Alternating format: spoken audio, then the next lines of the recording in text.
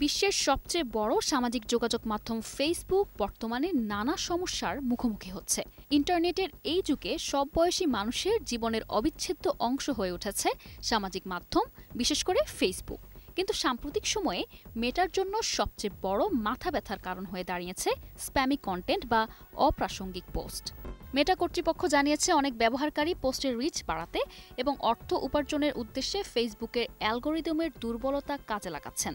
তারা দীর্ঘ পোস্ট করে তাতে অপ্রাসঙ্গিক বা অতিরিক্ত হ্যাশট্যাগ ব্যবহার করছেন, এমনকি এমন ছবি বা ভিডিও যুক্ত করছেন যার সাথে পোস্টের বিষয়বস্তুর কোনো সম্পর্ক নেই। উদাহরণস্বরূপ, কেউ হয়তো কুকুরের ছবি দিয়ে ক্যাপশনে লিখেছেন টপ 10 এয়ারপ্লেন ফ্যাক্টস, যা সম্পূর্ণ অসংলগ্ন।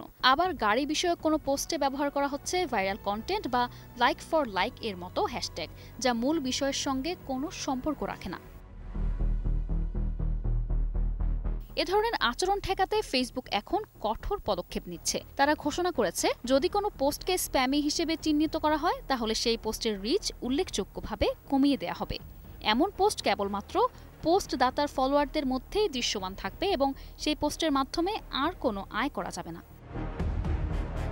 এর পাশাপাশি মেটা আরও জানিয়েছে, যারা ভুয়া কমেন্টের মাধ্যমে পোস্টের এঙ্গেজমেন্ট বাড়ানোর চেষ্টা করেন তারাও নজরদারির আওতায় আসবেন। শিগগিরই ফেসবুকে এমন একটি ফিচার চালু করা হবে যেখানে ব্যবহারকারীরা অপ্রয়োজনীয় বা ফেক কমেন্ট রিপোর্ট করতে পারবেন। এমনকি যারা একাধিক অ্যাকাউন্ট খুলে একই ধরনের কন্টেন্ট বারবার পোস্ট করে তাদের জন্যও মনিটাইজেশন বন্ধ করে দেওয়া হবে।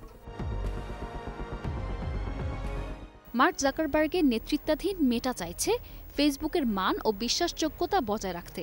সামাজিক যোগাযোগ মাধ্যমের ব্যবহারে গুণগত মান ধরে রাখার জন্য এটি একটি বড় পদক্ষেপ। তারা স্পষ্টই জানিয়েছে, যারা ফেসবুককে অসৎভাবে ব্যবহার করছেন তাদের কোনো ছাড় দেওয়া হবে না। সামগ্রিকভাবে এই পরিবর্তন ফেসবুকে সত্যিকারের এবং গঠনমূলক কন্টেন্ট ছড়িয়ে দেওয়ার ক্ষেত্রে গুরুত্বপূর্ণ ভূমিকা রাখবে বলে আশা করা হচ্ছে।